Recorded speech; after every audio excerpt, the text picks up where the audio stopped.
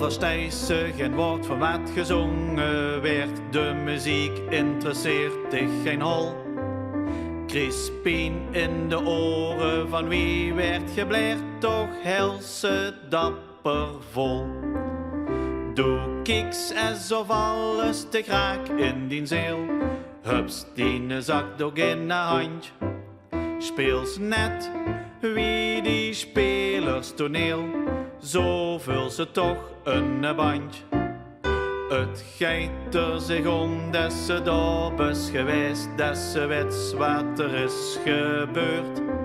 Zodat ze achteraf gaat de kalle cultuur zo wie het zich hoort.